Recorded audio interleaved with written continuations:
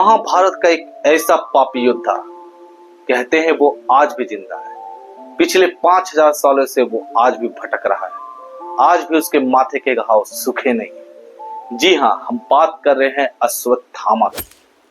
नमस्कार, मैं हूं अंशित। आप अर्जुन के बारे में, कर्ण के बारे में, महाबली, भीम के बारे में और दुर्योधन के बारे में सुने होंगे, लेकिन अश्वत्थामा के बारे में लोग कम ही जानते हैं। अश्वत्थामा एक महारथी, रुद्र अवतार और एक अद्भुत मणि का मालिक था। अश्वत्थामा गुरु द्रोण और कृति का पुत्र था। महाभारत कथा में ये उल्लेख है कि गुरु द्रोणाचार्य और कृति को एक ऐसे पुत्र की इच्छा थी कि जिसके अंदर महादेव जैसा तेज और प्रताप हो, जिसको लेकर उन्होंने हिमालय पर्वत की तमसा नदी पे घोर तपस्या की। तत्पश्चात महादेव उनकी इस तपस्या से प्रसन्न हुए और उन्हें वरदान दिए। वरदान पाने के कुछ महीनों बाद कृति ने एक प्रतापी पुत्र को जन्म दिया।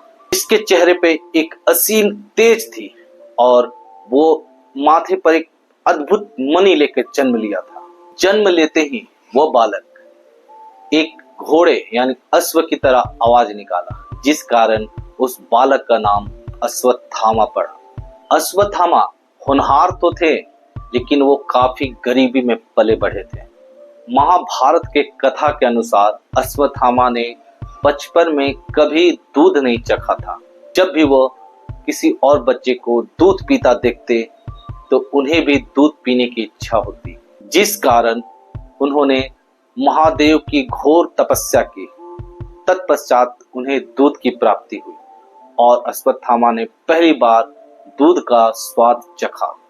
अश्वत्थामा एक वीर था और उनकी शिक्षा स्वयं उनके पिता द्रोणाचार्य ने की थी, जिस कारण उन्हें सभी वेदों और अस्त्र शस्त्र का ज्ञान था।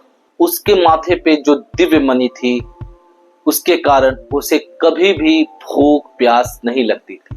वो कई महीनों तक बिना भूख प्यास के रह सकते थे और यह मणि उसकी रक्षा दैत्य, दानव, अस्त्र शस्त्र और नाग देवताओं से करती थी। महाभारत कथा के अनुसार अश्वत्थामा के जन्म के पश्चात द्रोणाचार्य की आर्थिक स्थिति और खराब हो गई थी, जिसे ठीक करने के लिए वो अश्वत्थामा के साथ अपने बचपन के मित्र राजा द्रुपद के पास गए थे, पर सभा के सामने उन दोनों को बेइज्जत करके बाहर निकाल दिया गया। यह देख अश्वत्थामा गुस्से से लाल हो गए और वो बदला लेने की सोचने लगे। इसके बाद द्रोणाचार्य हस्तिनापुर के युवराजों के शिक्षक बन गए, जहां अश्वत्थामा और दुर्योधन की दोस्ती हुई। जब सभी राजकुमारों की शिक्षा पूरी हो गई तो द्रोणाचार्य ने गुरु दक्षिणा में राजा द्रुपद का राज्य मांग लिया और उन्हें बंदी बना के लाने को कहा। इस तरह द्रोणाचार्य ने राजा द्रुपद के दक्षिण राज्य अपने पुत्र अश्वत्थामा को दे दिया। आपको बता दे, राजा द्रुपद द्रौपदी के पिताजी थे, जो आगे चल के पांडवों के पक्ष से कौरवों के खिलाफ लड़े। देखिए, जो बच्चा बचपन में दूध तक नहीं चखा था, वो एक विशाल साम्राज्य का राजा बन चुका था। महाभारत 18 दिन तक चला था और वो उन सभी महारथियों में से एक था जो जिंदा बच गया था। तब श्री कृष्ण जी ने एक प्लान करके भीम द्वारा एक हाथी जिसका नाम अश्वत्थामा था उसे मरवा दिए और यह मैसेज फैला दिए कि अश्वत्थामा मारा गया। यह सुन द्रोणाचार्य के हाथों से रणभूमि में ही धनुष छूट गया और उनका वध हो गया। अश्वत्थामा यह खबर सुन गुस्से से बौखला गया और बदला लेने की सोचने लगा और एक रात टेंट में पांडव के बेटे, जिसे वो पांडव समझ रहा था, उन सभी बच्चों की वह हत्या कर दिया। जब इस घटना के बारे में सभी को पता चला तो सभी ने अश्वत्थामा की इस घटना की घोर निंदा की। खुद दुर्योधन ने भी ये कहा कि अश्वत्थामा तुम एक महान योद्धा होकर भी ये कायर वाला काम किए हो। इस घटना के पश्चात अर्जुन गुस्से से लाल हो गया और अश्वत्थामा को मारने का प्रण लिया।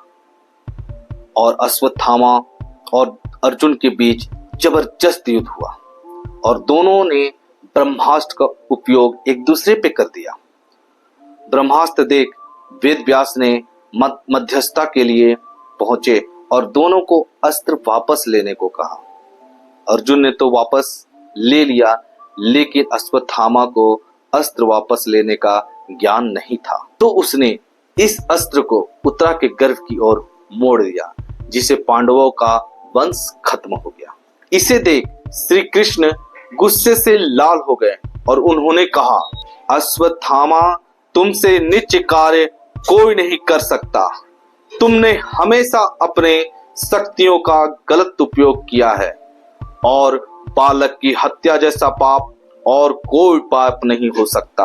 और श्री कृष्ण जी ने अश्वत्थामा के माथे से दिव्य मणि निकाल लिया और श्राप दिया कि सृष्टि के अंत तक तुम भटकते रहोगे, चाह कर भी मर नहीं पाओगे और तुम्हारे माथे पर जो घाव है वो कभी सूखेगा नहीं, हमेशा इससे बदबू आती रहेगी। तो दोस्तों, ये कथा थी अश्वत्थामा की।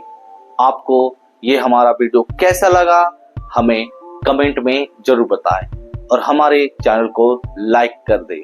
बहुत बहुत धन्यवाद।